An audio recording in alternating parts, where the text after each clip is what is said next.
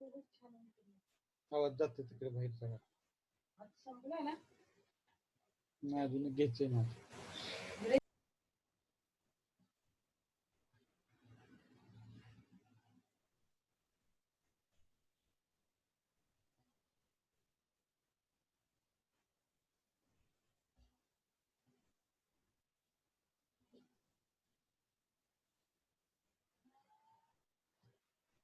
झालं का?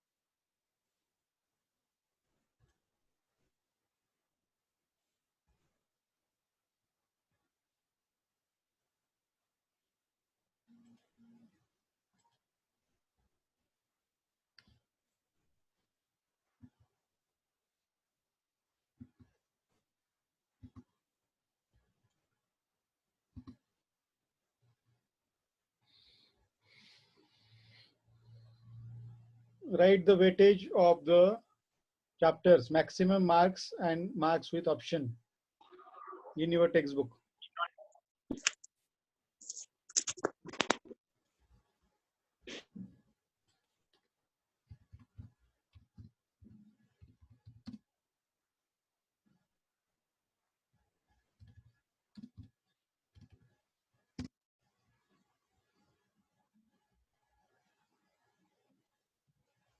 Yes, completed.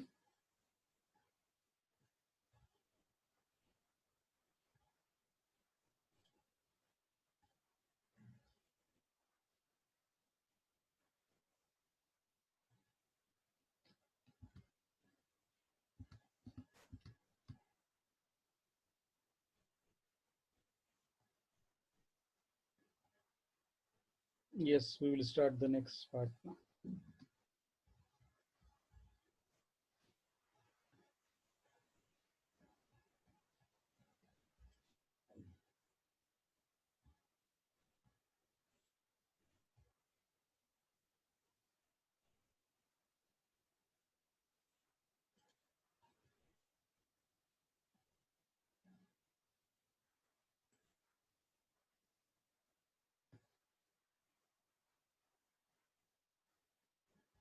Hello.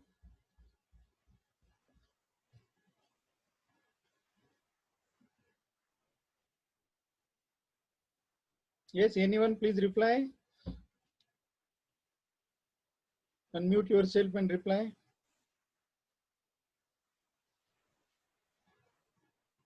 Rutuja is there, Rutuja Telang.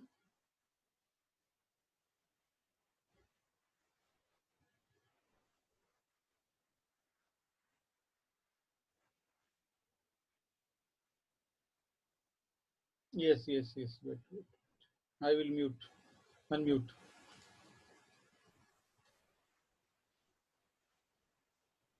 Now unmute.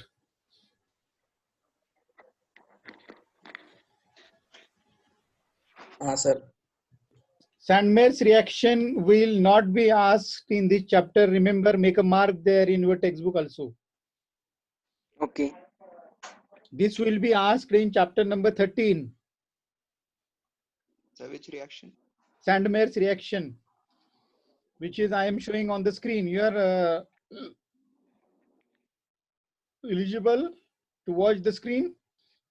Yes, sir. Okay, see this Sandmer's reaction, it will be not asked in this chapter. It will be asked in chapter number 13. Make a note there.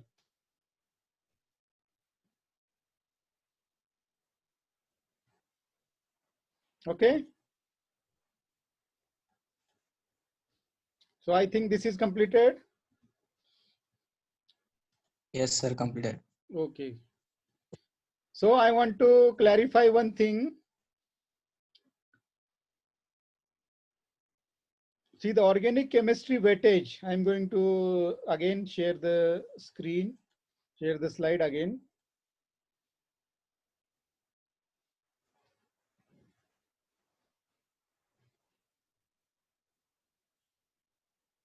Yes.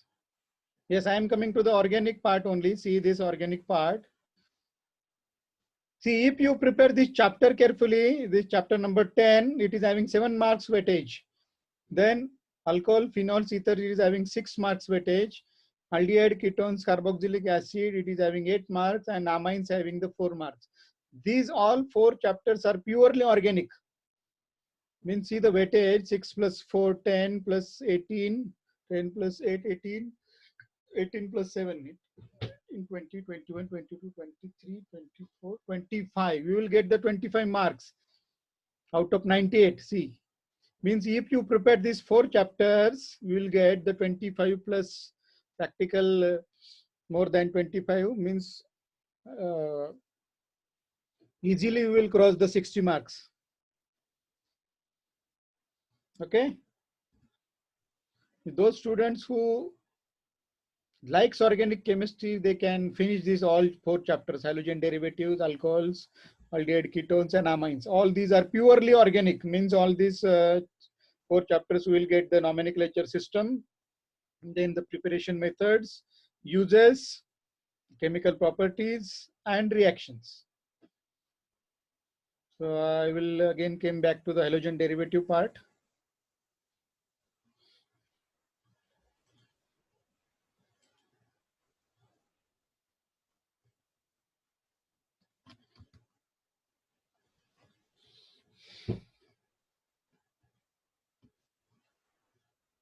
Yes, we will start again. Physical properties. Screen this thing, huh? Oh, this thing. See this physical properties on this. The 2 marks question is asked for board exam. And what is the question? The question is like this: explain the nature of CX bond. Remember the question. The question is asked: explain the nature of CX bond. C means alkyl group and X means halide. I will directly explain the nature of CX bond. See, nature of intermolecular forces. As halogens are more electronegative, you know, these halogens are more electronegative. These are kept in which block? These are kept in P block. And all the electropositive elements are kept in group number 1 and 2, S block. So all these fluorine, chlorine, bromine, iodine, these are electronegative. Then the carbon. That's why it is having, see, that's why it is having the negative charge and the carbon having the positive charge. The halogen makes it electronegative. This bond becomes polar bond. This halogen makes this bond becomes polar. This halogen acquires the partial negative charge and the carbon acquires partial positive charge. So the bond become polar covalent bond. Therefore, alkyl halides are moderately polar compounds because of this polar bond. Remember, alkyl halides are moderately polar compounds. You know, polar compounds dissolved in polar solvents, like dissolves like non-polar solvent, non-polar compounds dissolved in non-polar solvents, polar compounds dissolved in polar solvents. See, the size of the halogen atom increases from top to bottom. Top to bottom means if you remember the group number 17, the topmost element is fluorine. See, fluorine, chlorine, bromine, and iodine. The atomic size is increases from top to bottom. Fluorine is having the very less size. The chlorine is quietly bigger. Again, the bromine is bigger than the chlorine, and iodine is very, very bigger. So what will happen in this alkyl halide? I will explain. As we move down the group, fluorine, chlorine, bromine, iodine, what is happening? So this bond length is increases. See, bond length is increases because of the size. If the size is less, the bond length is very less. See the size of the CH3F, it is 139 picometer, CH3Cl is 178 picometer, CH3Br is 193 picometer, and CH3I is 214 picometer. So what will happen? the amount of energy required to break this bond. See, it is given here, CX bond enthalpy is amount of energy required to break this bond is very, very less. C means CH3I bond will be easily broken. Less amount of energy is required because the size is very large, the bond becomes weak. As the CX bond strength decreases, means this CH3F bond is very strong. This will require the maximum energy. This will require the maximum energy and this will require the minimum energy. So if the question is asked for 2 marks, explain the nature of CX bond, what is expected to write? The bond of C and X is polar bond due to the electronegativity of X. As we move from top to bottom, atomic size increases. So the intermolecular distance also increases and the bond become weaker and weaker. So less amount of energy is required to break the CH3I bond and more amount of energy is required to break the CH3F bond. Don't remember these values. These values are not important and it is not expected to write for the exam. Next one, the boiling point. Now I will explain the boiling point. Higher the molecular weights of the molecules, higher the boiling points. Now see in this case here, CH3I, CH3Br, CH3Cl and CH3F. CH3Cl having, sorry, CH3I having the more boiling point because the atomic weight of the iodine is more than the atomic weight of fluorine. That's why the boiling point of CH3I is more than the boiling point of CH3F. This is as for 1 mark, write the boiling point friends. Mute yourself. Mute yourself, someone.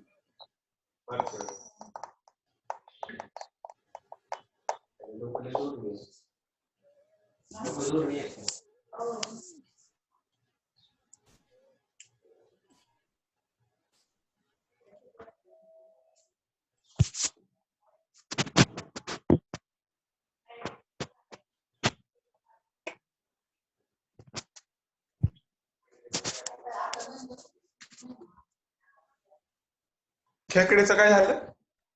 खेकडे आले होते ना, मला पण ती माहिती की मी पैसे तर काय म्हणते?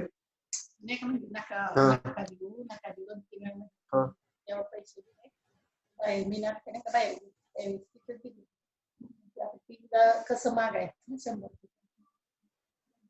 असं करायचं आपलं 500 घ्या तुम्ही. Who is this fellow? 500 mute yourself.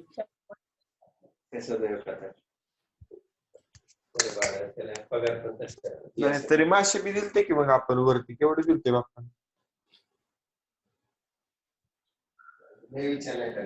Mobile कुठे तुझा?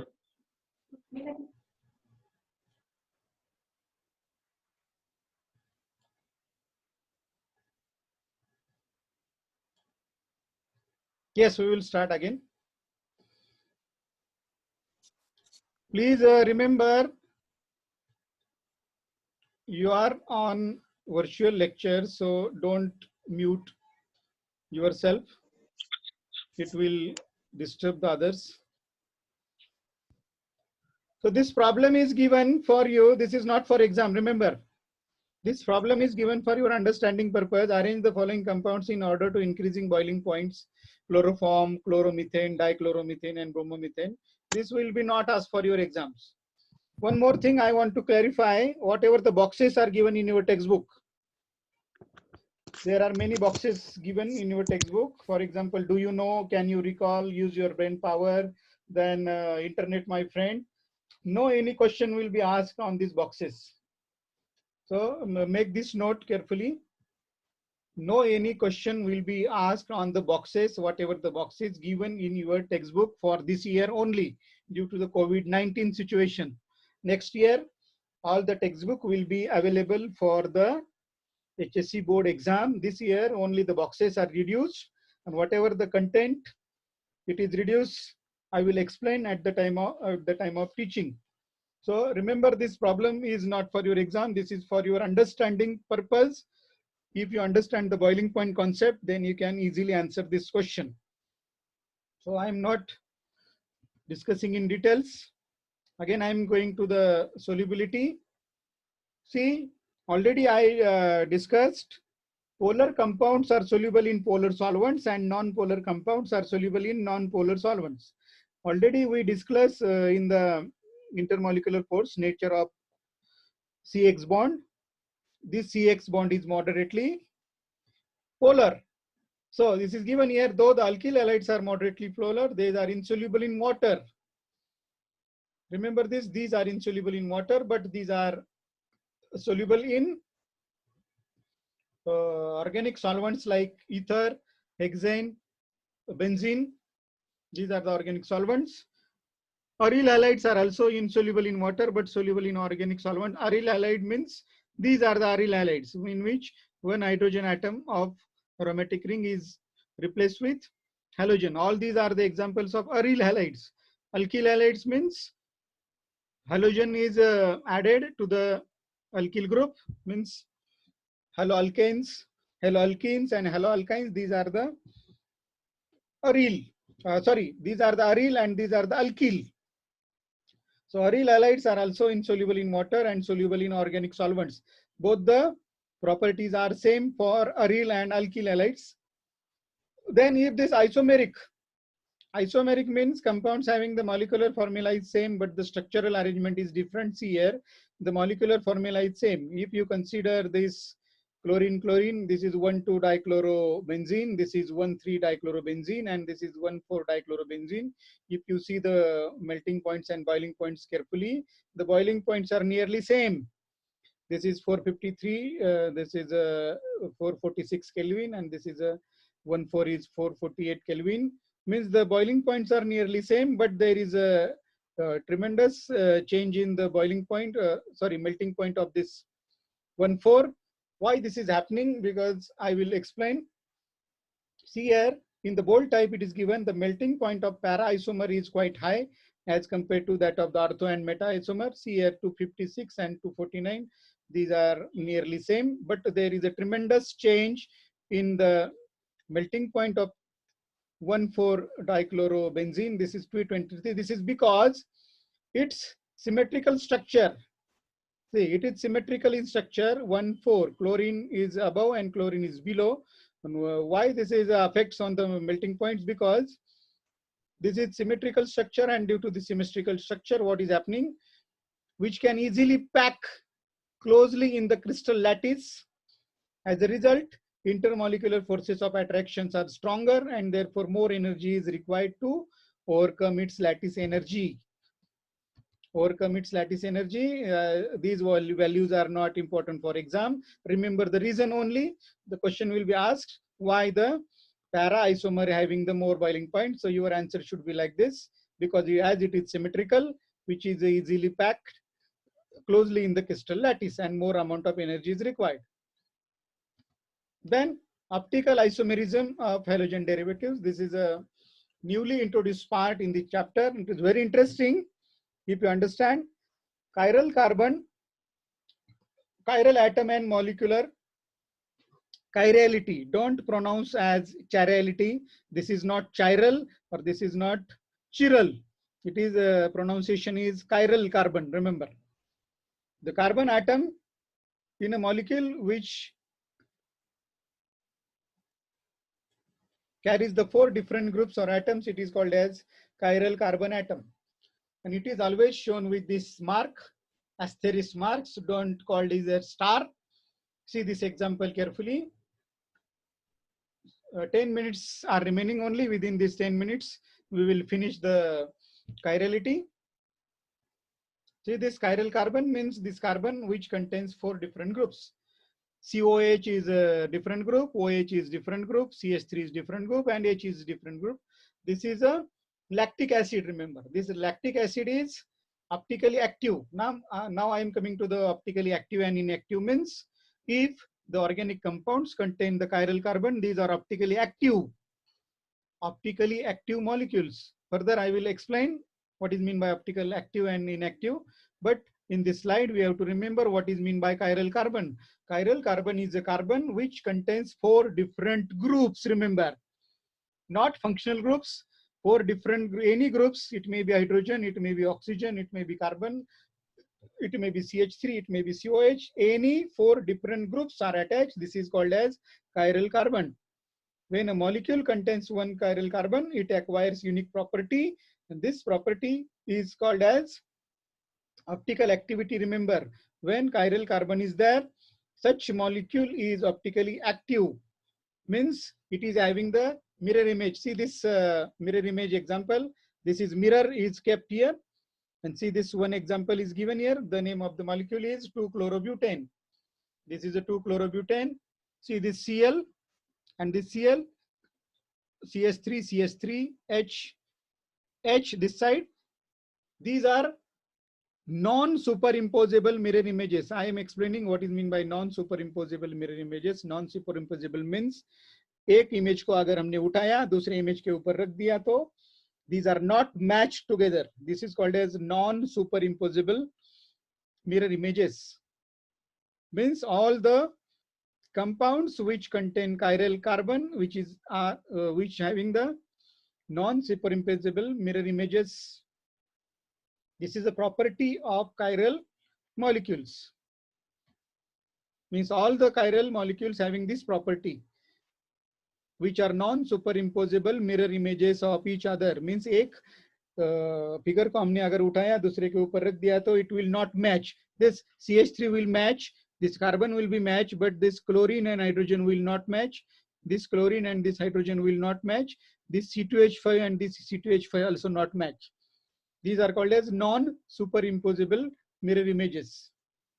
See this non-superimposable mirror images concept, it is clear in this diagram, chirality. So these are the non-chiral objects, means these are non-chiral objects, means these are superimposable mirror images. See, ये glass को अगर हमने उठाया दूसरे glass के ऊपर रख दिया तो it will superimpose. One plate is given, another plate is given, it is superimposed. But see the right hand side and right hand and left hand, if it is kept on right hand is kept on left hand, it will not match. These are not superimposable mirror images. Also the right leg and left leg also, these are the non-superimposable mirror images, remember. So what is the relation between chiral molecule and its mirror images? Means the compounds having the chiral carbon, these are non-superimposable mirror images of each other. This concept should be clear. If you understand the concept of chirality and non-superimposable mirror images, then I'm coming to the next part. It is optical activity or optical isomerism. See, in this stereoisomerism, in which the isomers having the different spatial arrangement of the groups or atoms around the chiral carbon is called optical isomerism. See, the question is given here. Identify the chiral and non-chiral molecules in each of the following pair. See this carbon in this first example, this carbon is chiral or non-chiral. Br is different group. The CH3 is also different group. This CH3 dotted line, it is shown, it is behind the plane. This is above the plane, and this is hydrogen and OH these are in the plane. As these are the 4 different groups are there, it is optically active. Also, this is a chiral molecule. See here in this example, 1, 2, then what is given? Identify the chiral and chiral molecules in each of the following pair. The solution is given here. See here, this carbon is, these 2 bromines are there, means this is non-chiral. This is a non-chiral. Remember, 2 bromine groups are same here. So this is non-chiral, because what is the definition of chiral molecule? All the 4 different groups, all the groups should be different. So these Br are same. So this is non-chiral. See in this example, this is a carbon again. Hydrogen is different. CH3 is different. This OH is different. And this entire group is different. That's why this is a chiral. This is given here. See this chiral. This is chiral. And this in this example, yes, this is a very interesting example because carbon is there. This is a CH2 CH3 group. This is CH2. Both the groups are same. So this is also non-chiral. This is also non-chiral. Again, come to this example, CH3 CH CH2. Yes, this is a chiral because the carbon is here. Bromine is different. This CH3 is different. Hydrogen is different, and this CH2 CH3 group is also different. In this example, so it is in the solution also it is shown CH3 CH CH2 CH3 Br. This is a chiral. This is also chiral, and this is also chiral. At your home, you can revise this. Now I'm coming to the next point because only the 5 minutes are remaining. I will explain this much part and I will stop there. Again, tomorrow we will discuss ordinary light and plain polarized light. What is meant by ordinary light? I will explain. Whatever the light we are using in our day-to-day life, it is ordinary light. The ordinary light consists of the electromagnetic waves having the oscillations of electric and magnetic field on all possible planes perpendicular to direction of propagation of light. This is also the actually the concept of physics. See this diagram carefully, then we will understand. See, this is a ordinary light. Ordinary light having the electromagnetic waves which oscillate up and down electric and magnetic field in all possible planes. See the arrows are shown. See, these arrows are shown here, means these can vibrate in all possible planes perpendicular to the direction of propagation. Now, this is a plane polarized light is very important definition and explain the term for 1 mark or 2 marks. It is as for board exam. So remember this example. Definition of plane polarized light. What is meant by plane polarized light? I will explain. Plane polarized light required ordinary light. By using ordinary light, plane polarized light is prepared. Now, when ordinary light is passed through the Nichols prism, this is a Nichols prism. It is a prism which is made up of with calcium carbonate crystals, and it is joined together with one solution like Fevicol. It is joined with Canada balsam. The name of the liquid is Canada balsam. These two prisms are joined together. Nichols prism is made up of calcium carbonate, remember. So when the ordinary light is passed through the Nichols prism, what is happening?